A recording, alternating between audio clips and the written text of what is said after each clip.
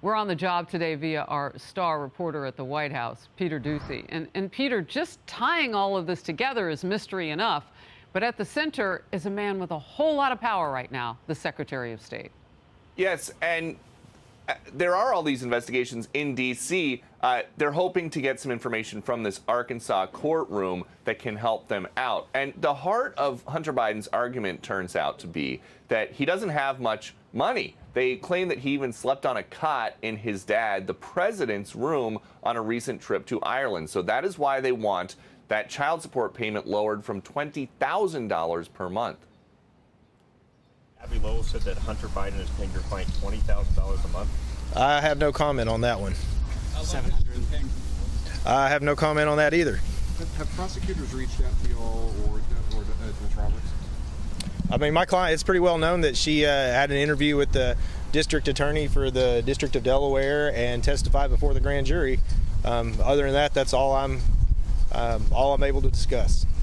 So a judge is compelling Hunter Biden's financial records, and once those are collected, House Republicans, who so far don't have much to show for their Hunter Biden investigation, claim that if they can get their hands on them, they could help a lot. We want to know how much money he's made from the artwork and who the buyers are. That's the most important part. Who the buyers of this artwork are. We fear they're the same ones that were laundering the money into the LLCs, particularly the Chinese Communist Party. Secondly, we want to know if Hunter Biden has any offshore accounts.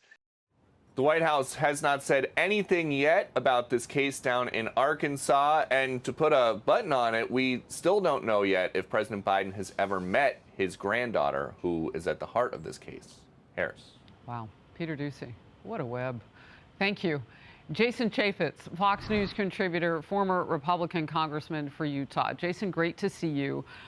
The personal web is unfortunate timing for Hunter Biden, because that investigation could bring about whatever it is they don't even know they're looking at right now. But the bigger issue is how the country may have suffered because of something that the Secretary of State did. What's your take? Well, first of all, as it relates to the money, Hunter Biden's the one that took him to court to try to reduce his payment. He asked for this, so he's getting it, and I think they will get to the bottom of this. I thought the Secretary of State wordsmithed this thing very carefully. To say he's not engaged in politics is laughable.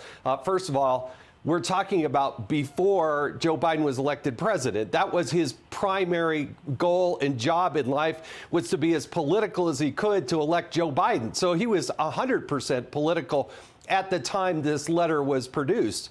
And to suggest that to anything otherwise is just pretty laughable.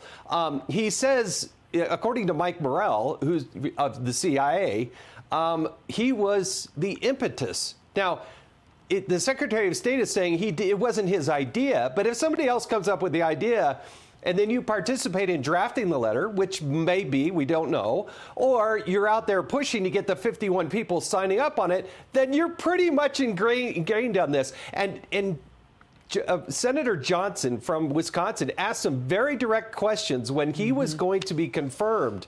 And I think the rub right now is that he lied to Congress. He lied to the United States Senate in order to secure his position and get the votes necessary to become the Secretary of State. You know, Jason, when you look at this total picture, you put it so succinctly. Hunter Biden has now brought on a new wave of difficulty for himself through this whole, I've got to prove that I make far less money than I did, and I didn't really make money off my artwork, and so on and so forth. And because of that, money again around Hunter Biden is a key issue. The original money, though, had to do with those shady business deals with countries like China. I mean, this is so circular. When does the president start to have to answer to any of this, or do we not get to that point? Well, because the media won't ask him the question. He doesn't make himself available for an interview. He rarely does a press conference. If he does, it's 2 questions. And so, yeah, he's going to continue to go on and pretend that he's never had a conversation, according to the president, with his son about his overseas business dealings. Never. That's the president's standard by this. But you know what? There is no direct evidence. There is no evidence that Hunter Biden has divested himself from BHR. That's the big one. That's the big one out of China, where there are millions of dollars that have flowed.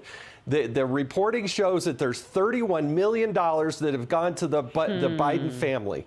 And if you are saying that you have divested yourself from BHR, then prove it, document it, put that out there. But thus far, the White House and Hunter Biden never done that. Well, new question from me for the president. Are you talking with your son now about those shady business deals? Because as a parent, I mean, you think you'd perk up and say, okay, tell me what the heck happened. All right, let's move on. Treasury Secretary Janet Yellen with a stark warning that President Biden has to pay attention to now and meet with Republicans. Yellen announced yesterday the United States will run out of cash flow as early as June 1st. That default date is now adding some new urgency to the bitter debt battle in Washington. For months, President Biden has refused to negotiate, meet at all over this with Republicans in a substantive way, and they did their jobs. They got a debt and spending bill passed, and just yesterday said this. For over 200 years, America has never, ever, ever failed to pay its debt.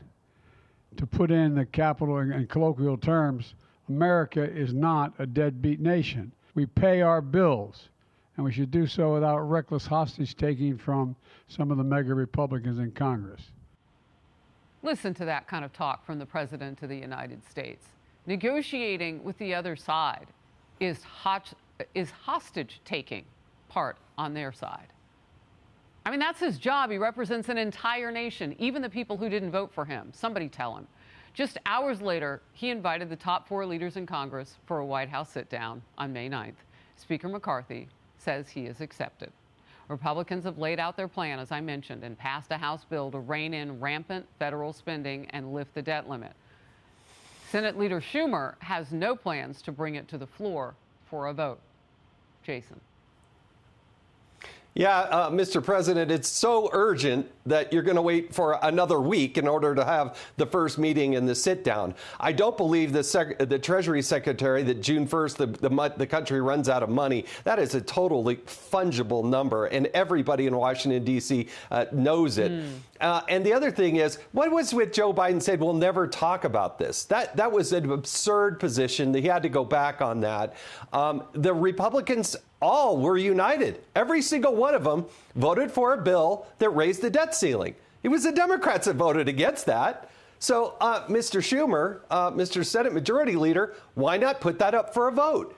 If it's so bad and it's hostage taking, as the president says, then put it up for a vote and it will fail. But it's not. I think they all know that Democrats will vote for this if given a chance in the Senate. You think they will? And it will pass. You think they will? Yeah, I think Manchin and Sinema and others would vote for it, and it would pass. Wow. Well, Manchin had better. I mean, he can't trust his own party now. They lied to him about the Inflation Reduction Act, which is a climate bill in law at best. All right, Jason, thank you very much for getting us started this hour. Appreciate it. Hey everyone, I'm Emily Campagno. Catch me and my co-hosts Harris Faulkner and Kaylee McEnany on Outnumbered every weekday at 12 p.m. Eastern, or set your DVR. Also, don't forget to subscribe to the Fox News YouTube page for daily highlights.